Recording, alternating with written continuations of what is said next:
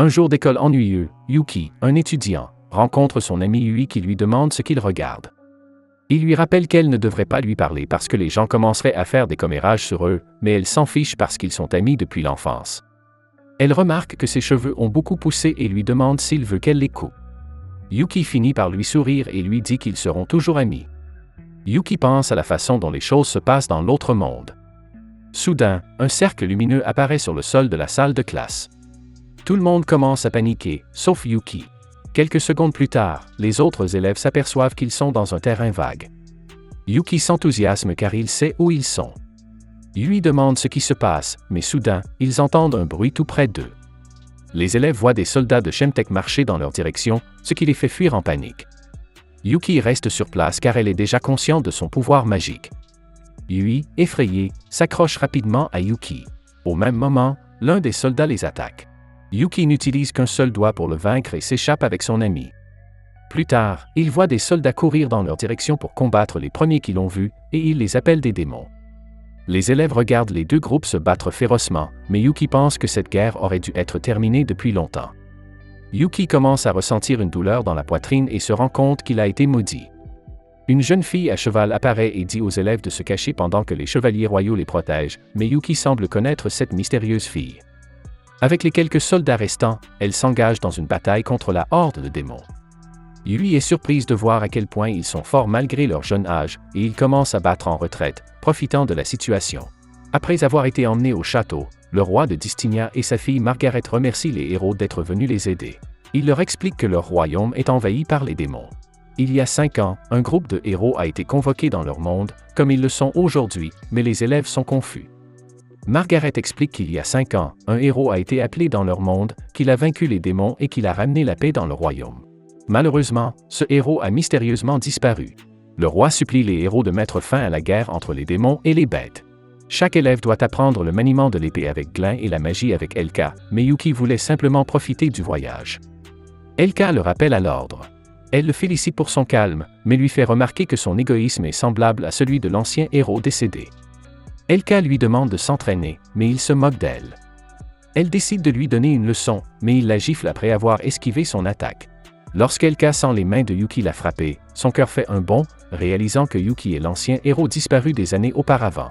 La jeune fille explique qu'elle s'est sentie très seule après le départ de Yuki, mais celui-ci la rassure en lui disant qu'il est revenu pour rester dans ce monde. Glin apparaît, ignorant ce qui se passe entre eux, mais Elka lui explique la situation et qui est vraiment Yuki. Ils informent également Théa, mais elle le savait déjà car elle avait senti le pouvoir magique de Yuki. Yuki leur rappelle qu'il avait promis de revenir dans ce monde et qu'il a tenu sa promesse. Ses amis l'accueillent enfin chez eux. Yuki se demande pourquoi les démons attaquent à nouveau le royaume. Le groupe lui demande comment il a réussi à revenir dans ce monde et pourquoi il a l'air différent. Il lui explique qu'il a mystérieusement disparu après la dernière bataille, mais Yuki lui-même ne comprend toujours pas pourquoi il a été renvoyé dans le monde réel. Selon Yuki, ils se battaient contre leur ami Thomas, et tous deux ont été gravement blessés pendant le combat. Yuki a réussi à frapper l'épaule de Thomas, mais une boule magique s'est mise à grossir et il est revenu dans son monde d'origine sous une autre identité. Yuki, lui, a conservé ses souvenirs et son pouvoir magique, mais il a été rappelé dans ce monde. Théa ne comprend pas comment cela a pu se reproduire, et Elka mentionne ce que la princesse leur a dit plus tôt. Cette nouvelle convocation ne semble pas être une coïncidence, mais Yuki ne s'intéresse pas à ce qui vient de se passer. Yuki veut savoir ce qui est arrivé à Thomas après qu'il ait reçu la dernière attaque et qu'il ait disparu. Si Thomas est toujours en vie, il pourrait être à l'origine de la récente invasion de démons. Théa demande si les démons sont contrôlés par une malédiction due au pouvoir de Thomas et Yuki mentionne que le pouvoir magique qu'elle a ressenti de la part du démon il y a quelques jours semble appartenir à Thomas. On soupçonne donc Thomas d'être à l'origine de tout cela. Elka explique qu'ils ont également cherché Thomas la dernière fois, tout comme ils l'ont fait avec Yuki, mais en vain. Curieusement, Yuki est en vie, et il pense donc que Thomas l'est aussi. Soudain, un soldat arrive en disant que le roi a demandé Glin de toute urgence. Alors que Glin s'en va, Yuki dit que son camarade travaille dur dans son nouveau rôle, mais Elka se souvient que Yuki était censé remplir ce rôle. Cependant, le plan de Yuki était de voyager autour du monde après la bataille finale, mais malheureusement il a mystérieusement disparu.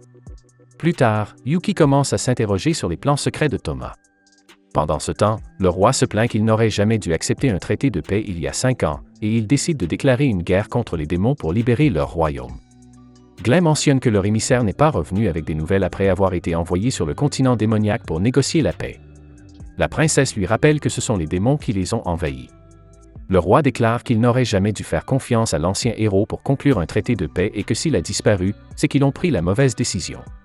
Pendant ce temps, Yui s'entraîne à lancer des sorts lorsque Yuki s'approche d'elle et lui dit qu'elle a du talent. Mais Yuki se rend vite compte que quelque chose ne va pas chez la jeune fille. Elle se demande pourquoi quelqu'un irait à la guerre. Yuki connaît la vérité, mais reste silencieuse pour ne pas la blesser. La jeune fille affirme cependant qu'elle utilisera ses talents de magicienne pour le protéger. Plus tard dans la nuit, les amis de Yuki lui révèlent les plans du roi pour mener une nouvelle guerre contre les démons. Glen parvient heureusement à gagner du temps en disant qu'ils ont besoin de plus d'entraînement. Yuki, quant à lui, affirme qu'il arrêtera cette guerre de son propre chef. Il pense que c'est le plan de Thomas et que c'est lui qui doit l'arrêter. Les amis déclarent vouloir l'accompagner, mais Yuki refuse. Ils ne peuvent pas quitter le château et les élèves sans protection valable. Avant de partir au combat, Yuki a besoin d'une chose, son arme. Le groupe utilise la magie de l'invisibilité pour se faufiler dans l'entrepôt du château. Elka assomme les gardes et le groupe se remémore le bon vieux temps où elle les guidait dans l'exploration des donjons. Elka commence à défoncer la porte de la pièce, mais Yui remarque quelque chose d'étrange. À l'intérieur, Yui voit une énorme épée noire qu'il appelle Kuromaru. Malheureusement, les gardes ont réussi à trouver le garde qu'Elka a assommé et commencent à fouiller le château à la recherche d'intrus. Théa et Glen distraient les gardes, ce qui permet à Yuki et Elka de quitter le château. Après avoir franchi les murs du château, Elka leur dit qu'ils feront tout pour retarder le début de la guerre en donnant à Yuki le temps d'arrêter Thomas et l'invasion des démons. Entre-temps, Yui a vu Yuki entrer dans l'entrepôt et décide de le suivre. La jeune fille se précipite dans ses bras et lui demande où il va. Il lui explique que c'est la deuxième fois qu'il est convoqué dans ce monde et qu'il doit rencontrer quelqu'un pour arrêter cette guerre.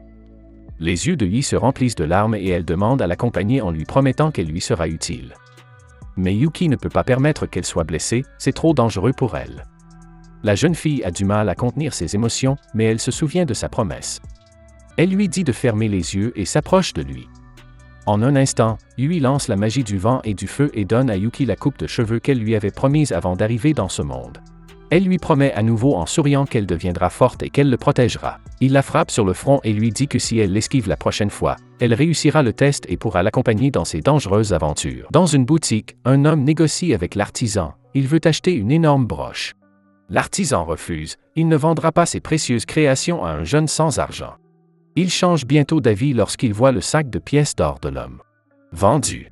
Sa petite fille, Ruri, s'étonne de la transaction. Elle pensait qu'il avait dit que la fierté était la chose la plus importante pour un artisan. C'est vrai. Mais il y a quelques exceptions, comme l'argent. Des années plus tard, l'artisan décède, laissant Ruri derrière lui. Une nuit, Ruri voyage seul dans la forêt à bord d'une calèche lorsque le cheval s'arrête soudainement. Une bête sauvage s'approche de la voiture et elle tombe avec les autres passagers. Dans une tentative désespérée pour sauver sa vie, elle dit en tremblant à la bête sauvage qu'elle est toute osseuse et qu'elle aurait un goût horrible. Heureusement, Setsu arrive pour la sauver. Ruri est si peu confiante avec les gens qu'elle lui demande si c'est de l'argent qu'il veut. Il lui répond qu'il n'en a pas besoin puisqu'il ne fait que passer. Ruri lui demande s'il peut être son garde pour le voyage. Elle le paiera, bien sûr. Les tendances de M. Crabbe de son grand-père lui ont vraiment fait du bien, hein? Il refuse, disant qu'il a ses propres courses à faire. Elle sort les larmes et les yeux de Shio, et il finit par céder. Elle n'a pas à le payer non plus. Ils font route ensemble, mais malheureusement, Ruri doit laisser ses biens derrière elle, à l'exception d'une broche spéciale fabriquée par son grand-père décédé. Le lendemain, ils arrivent à Marsène, une ville portuaire. Setsu remarque que la ville s'est beaucoup développée, et Ruri explique que le commerce a beaucoup augmenté après la fin de la guerre il y a 5 ans. Ruri essaie de louer un bateau pour aller sur le continent démoniaque, mais tout le monde refuse. Il y a une guerre en cours, et tous les navires sont annulés pour l'instant. Ruri essaie de demander à d'innombrables personnes de l'emmener sur le continent démoniaque, mais elle se heurte à chaque fois à un refus. Setsu l'observe. Il la voit se faire aborder par des hommes qui se disent chevaliers de Distinia.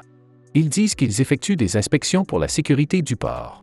Ils lui demandent de montrer ses papiers d'identité, et Ruri en a un sur elle. Ces chevaliers ont une attitude désagréable. En regardant ces documents, ils commentent « Alors que nous, soldats, risquons notre vie, vous courez après l'argent, des femmes et des enfants qui jouent aux marchands? J'envie votre liberté. Eh bien, si vous l'enviez tant, pourquoi ne pas quitter votre travail et devenir marchand à la place? Ce n'est pas comme si elle vous avait forcé à devenir chevalier. L'un des chevaliers demande à Ruri de leur montrer son sac en cuir. Elle se dresse contre eux et tient fermement son sac. Elle explique qu'il s'agit d'un objet très important. Les Power Trippers lui demandent si c'est une marchandise, alors pourquoi la cacher? Apparemment, c'est su. Un autre des chevaliers vise manifestement à être un champion olympique de gymnastique mentale et déclare qu'il confisque son sac pour leur avoir désobéi. Alors que le chevalier est sur le point d'arracher le sac à Ruri, Setsu intervient, tenant le bras du chevalier. Il demande aux chevaliers s'ils ont les bons permis pour inspecter les paquets. Pourquoi un simple aventurier comme lui oserait-il défier les chevaliers royaux? Je parie qu'il s'humilierait très vite s'il découvrait son identité. Les chevaliers s'apprêtent à dégainer leurs épées et une foule s'amasse autour d'eux. Le nombre de personnes qui les observent et les jugent les pousse à annuler le duel imminent, et ils s'en vont sans le sac de Ruri. Un peu plus tard, Ruri donne des sandwichs à Setsu pour la remercier de l'avoir défendue. Elle lui dit que si elle ne trouve pas de bateau pour l'emmener à destination, elle en achètera un elle-même. Setsu lui répond qu'il a une idée puisqu'il se rend lui aussi sur le continent démoniaque. Mais d'abord, elle doit se reposer dans une auberge cette nuit-là. Ruri montre la broche à Setsu cette nuit-là dans une auberge, et il la reconnaît. Elle lui parle aussi de son grand-père. Il était un célèbre bijoutier, et elle a entendu dire que personne dans Distinia ne pouvait faire ce que son grand-père faisait. Un jour, quelqu'un est venu demander la réparation d'une broche que son grand-père avait fabriquée et dont il était le plus fier. Mais il n'avait plus beaucoup de temps. Il a demandé à Ruri de livrer la broche. En tant qu'apprentie de son grand-père et petite-fille de celui-ci, elle veut livrer la broche en toute sécurité. Pendant que Ruri est dans le bain, Setsu vérifie la broche et découvre qu'il s'agit de la broche sur laquelle il a lancé la magie de protection. Il espère que rien de grave ne s'est produit.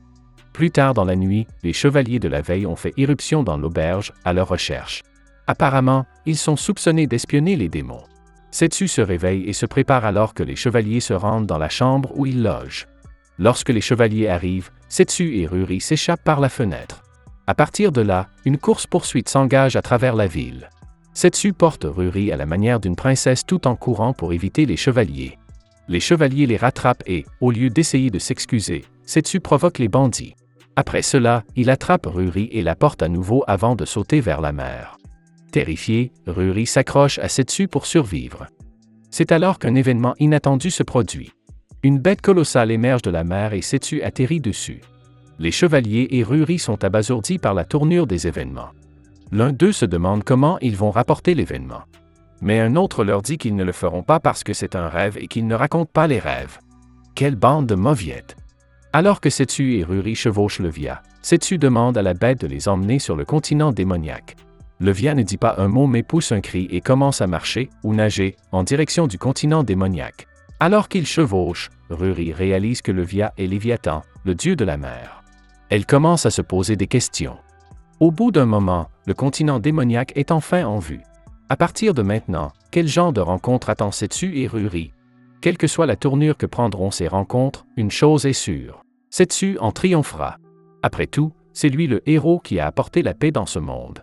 Si vous avez aimé la vidéo, abonnez-vous, laissez un like et un commentaire pour aider la chaîne à grandir. Merci d'avoir regardé cette vidéo.